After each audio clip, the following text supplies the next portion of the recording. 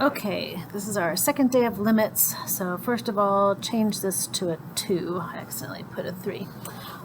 So we're about to do something with limits that's going to require us to be able to find these expressions here. So when somebody says to you, like if somebody gave you f of x and they said, hey, find f of 2, you'd be like, oh, plug a 2 in here and then calculate it out. So I want to be able to find f of x plus h. So that means that I'm going to put an x plus h right there. So that would be 2 times, I put x plus h for the x, and then minus 1. So when I work that out, I get 2x plus 2h minus 1. Okay, so now I want to be able to find this expression, f of x plus h minus f of x. So I have f of x plus h right here, so 2x plus 2h minus 1. Then I want to minus f of x, so be careful here, I'm minusing 2x minus 1. So remember that minus is going to have to go to both, all over h. So when I clean this up, I have 2x minus 2x is going to go away, and then negative 1, this negative minus the negative 1s are turned to positive 1, so those are going to go away. So 2x is gone, negative 1s are gone. I'm really just going to have 2h over h and get the number 2. So by the time I'm down here doing this limit right here, the limit of this problem right here, which is now turned into 2, what I'm really doing is a limit as h is going to 0 of the number 2. And anytime you have a limit of a constant, you're like, oh, well, it's just that constant. Okay. All right, so over here, this one's going to be a little bit harder because of the square. So I'm going to have 4 minus 3. I have to put x plus h in here, right there, and then square it. So 4 minus 3. Now remember, we know a little trick for working this out. X squared, x times h times 2, so plus 2xh, and then plus h squared. Okay, so if I work that out, I get 4 minus 3x squared minus 6xh minus 3h squared. Okay, all right, so I'm going to find this expression now. So I have 4 minus 3x squared, so this is coming from right there, minus 6xh minus 3h squared. I have to minus f of x. So I'm just going to be a little smart about this, so I have to write it again. I'm minusing these things. So we have minus 4 and minus a minus 3, so turn into plus 3x squared. This is all over h. So when I look at this, 3x squareds are gone. Let's see, my 4s are gone. So what I have left is negative 6xh minus 3h squared over h. So when I cancel the h's in all three places, I have negative 6x minus 3h. Okay, so a little algebra. So what I'm trying to do here is I'm taking the limit as h goes to 0 of that problem I just got there. So of negative 6x minus 3h. Now we're not going to break it up like this when we do it. We're going to have to like basically do all this at once, and so it's going to look a little bit different, but this is leading to something. So I have the limit when h goes to 0. So if h is going to 0, remember, like, I'm allowed to plug in 0 for this letter. So if I plug 0 in there, that goes away, and so the only answer left to be is negative 6x. So that's my answer. Okay, so that would be that limit. All right, so the whole point of what we were doing right here is we're going to have to do this limit right here, but we're going to do it. It's going to be able to, it's going to find the derivative for us. It's going to find the slope of the tangent line, okay? So what's happening right here is you are trying to find the slope of the tangent line at a certain point, right? So like, let's see, I'm going to pick my x value to be this 5 right here, right? So that's my x value, okay? So that gives me here. Then what we're going to be doing is we're going to go out a certain amount, a certain h value. So h, I'm just going to say h right now is like this far, like all the way to the 7. So that space is h, all right? So whatever this is, I don't really care what the answer is, but that right there, so this is f of x, this would be f of x plus h, right?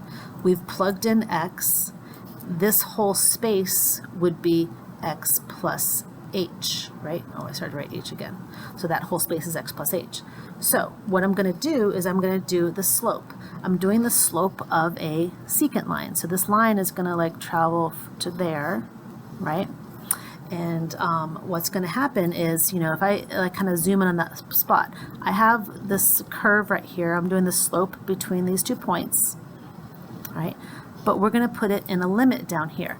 So when we put it in a limit, h is going to 0. So that h, that distance right here, is going to get closer and closer and closer. And so when I start doing tangent lines like here, or secant lines to there, and I do it to there, and then to there, what happens is what I'm going for is I want the equation or the slope of the tangent line. I want the slope of the tangent line at that point right there. So when I start getting these lines, they start to shift, and eventually I'm going to shift them so that they're so close, h is so small, that basically I'm doing the slope of this tangent line. So the secant lines are coming down, and then it turns into a tangent line when h actually gets to 0. Okay, so this is called the limit definition of a derivative. So a derivative, remember, is the velocity, it's the rate of change, it's the average rate of change basically. And so when we do this, we have these secant lines, and as the secant lines get tighter and tighter and tighter and closer together, it basically gets as a tangent line. And so remember also the derivative is the slope of the tangent line at a certain point.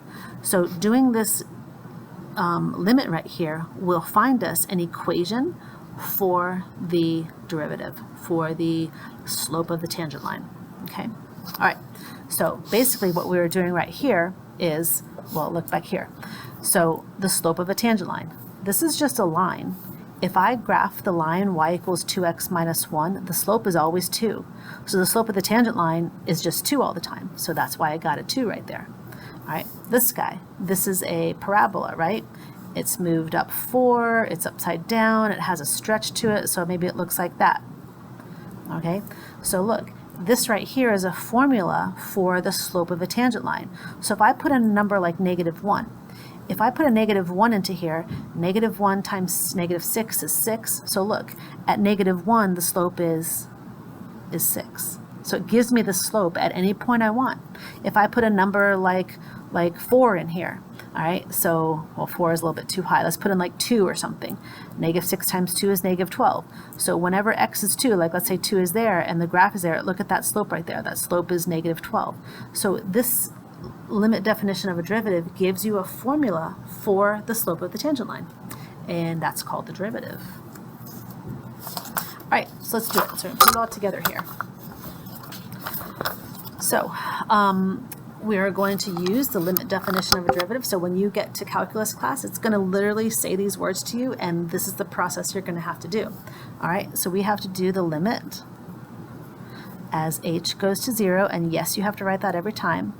We have to do f of x plus h. So I'm going to put x plus h here, so -4 x plus h plus 2 minus f of x. So minus all of this. So minus a -4 would be positive 4x minus a 2 over h. Now you have to clean this up. So this is going to be -4x minus 4h plus 2 plus 4x minus 2. I could have canceled those 2's out, but I didn't see it. And you have to put this limit notation back. Okay, so look, the 2's cancel, the x's cancel, and pretty much for the problems we're doing, everything that you have left on the top should have an h in it so that we can cancel it with this. All right, so let's go up to here. So we have the limit as h goes to 0 of just -4h over h. My h's go away, so I have the limit as h goes to 0 of the number -4. Okay, so the limit of a constant is that constant. And so look, I knew the slope of the tangent line was going to be -4 because this is just a linear function. Right, over here. So like we know the answer is going to be 5, right? Like it's going to count to 5. So you pause the video and try it yourself. All right. So we got h goes to 0. We got 5. We got to put x plus h right here. -3 minus 5x and minus a -3, so +3 all over h. All right.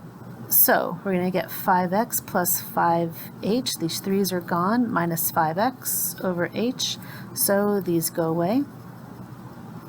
I know it's annoying to write limit, but you're supposed to. So we have the limit of 5h over h. So basically that's just the limit as h goes to 0 of 5. So that would be 5. Okay? All right, so it just gets a little bit harder when we have like squares in there. So look, the hardest part of doing this is finding f of x plus h. So sometimes you can go to the side and be like, okay, let me find f of x plus h. I know that's going to be an issue. And so do that beforehand so that then you can just put it into the problem. So if I put 2 with x plus h squared minus 3 with x plus h, right? So I have 2, this is going to be x squared plus 2xh plus h squared minus 3x minus 3h. So it's going to be 2x squared plus 4xh plus 2h squared minus 3x minus 3h. So at least I have that done, right?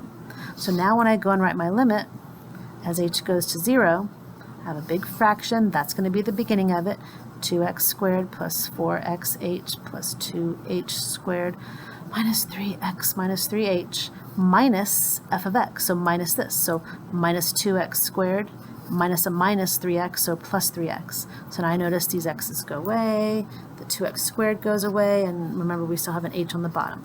So now as I'm looking at this, everything on top has an h in it, so you can also kind of cheat a little bit.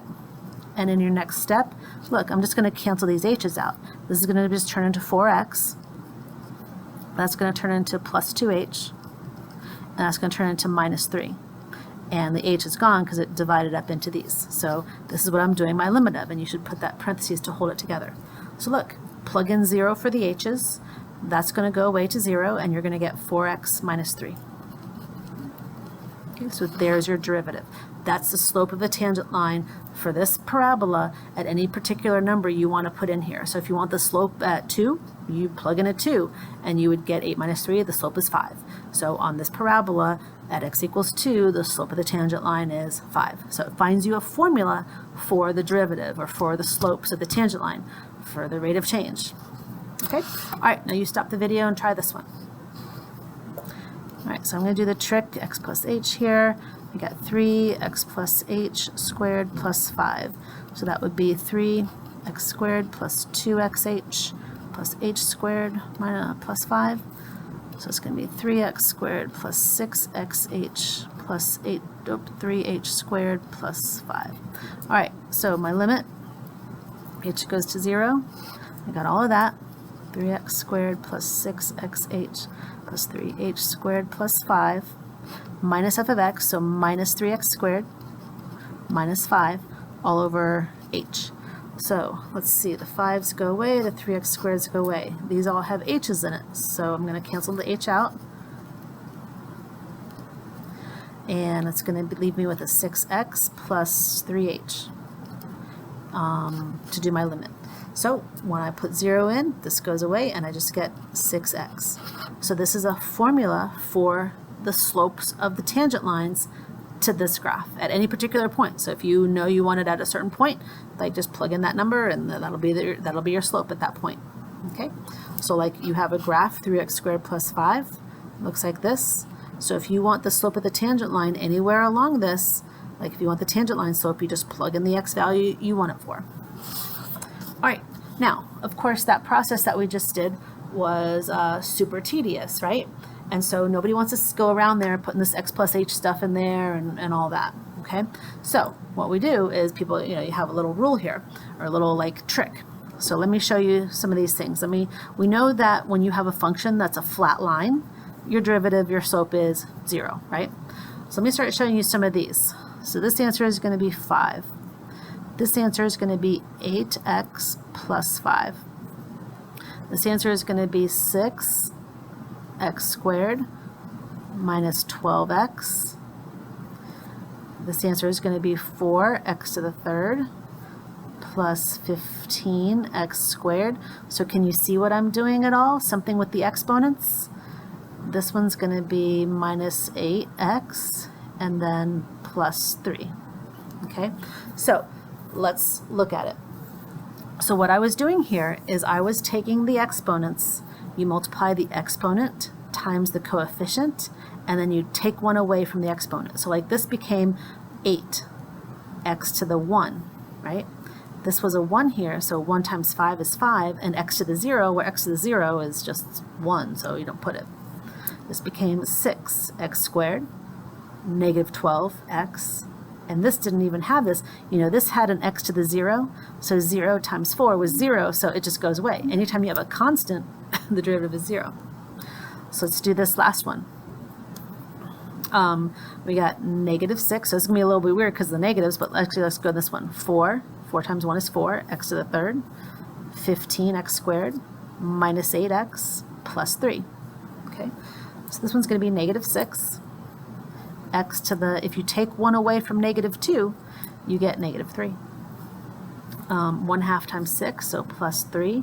X to the, what do you get when you take away 1 from 1/2? Like 1/2 minus 1, it's negative 1/2. And this is a constant, so the derivative is 0. Okay, so it's a little bit weird when there's fractions or negatives. All right, so what you've done is you've learned the power rule. All right, that's the power rule, is you multiply the exponent times the front, and then you take 1 away. That's it. So these are mostly for like polynomials or like things that you can write this way. And so sometimes you have to fix your problem, which we'll see on the last page in a minute. All right, so let's do this one. So f prime of x, remember that means the derivative, or you know, the slopes, basically, the slope of the tangent line. So we're going to get negative 20 x to the 3rd plus 6x minus 7. The 2 is gone. Here, negative 18 x to the negative 4, because you take 1 away. 1/2 of 4 is 2. X, we take 1 away, so negative 1/2. Remember, this is a 1. 1 times negative 1 is negative 1, and you take 1 away, so that's gone, and the 9 goes away, or it's just 0. So the derivative there. Okay, all right, this last one, f prime of x. 1/2 of 4 is 2, and then we're going to get x to the negative 1/2 when we take 1 away. 2/5 times 3. So look, 3 times 2/5, it's going to be 6/5. X to the, we got to take 1 away from 2/5. So 2/5 minus 1, or 2/5 minus 5/5 is negative 3/5. Okay, here, negative 2 times negative is positive 2. X to the negative 3 when I take 1 away. And this is a constant, so it's x to the 0, and so it just drops off. All right, so there's my derivatives. These are formulas for the slopes of the tangent lines of these functions. All right, so almost done here. So sometimes there's problems where you're like, oh, this is annoying, you know, like I can't really do what we were just doing, but you have to fix them. So you can fix these problems. For instance, this problem, I could divide this off and I could break it into 3 parts. So this would be 6x to the 3rd over 2x squared. So that would be 3x. Negative 5x squared over 2x squared would be negative 5/2. And 12 over 2, so that's plus 6, and then this would just be x to the negative 2. And then I could go and do the derivative very easily like I did on the last page. So this would be 3. This is a constant, so it would be 0. And this is going to be negative 12 x to the negative 3, right? And you know, you can write this as 3 minus 12 over x to the 3rd, like if you want to write it like that, or put it in a fraction, combine it into one fraction. Like there's many ways to write it, but this would be the simplest. All right, here. Now there is a way to do the derivative that we'll learn next time, or actually we won't learn it, you'll learn it next year, but there's a way to do the derivative of this the way it stands. But you know, this is easy enough, like 2x minus 5 to the 2nd. Let's just work it out. So this is going to be 4x squared. 2 times 5 is 10, 10 times 2 is 20, so minus 20x plus 25. And then it's easy enough to do my derivative. I get 8x minus 20. Okay, so remember, this is a formula for the slopes of the tangent line to this graph. All right, so for this, I need to fix this. So let's see, this would be 5. This would be x to the 1/3. I'm just fixing it. I'm not really doing anything but writing it in a different way. Minus 6, this would be x to the 2/3. And here, plus I got a 4. Now remember, this is x to the 1. This is x to the 1/2. So if I reduce that, 1 minus 1/2 is 1/2.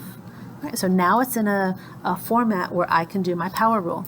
So my derivative would be 1/3 times 5, so 5/3. X to the, what's 1/3 minus 1? So 1/3 minus 3/3 is negative 2/3. Here, 2/3 times negative 6 will be negative 4. X to the 2/3 minus 3/3 is negative 1/3. And here, half of 4 is 2. X to the negative 1/2. So there's my derivative. Okay? So some problems you can change, but like I said, sometimes you can't. So situations where you can't change things, like this. There's no way to like divide this or separate it out into something that would be like you'd be able to use a power rule for. So you just can't do the power rule on this problem. You'd have to do something called the quotient rule. This guy, this is basically also 3x minus 4 to the 1/2.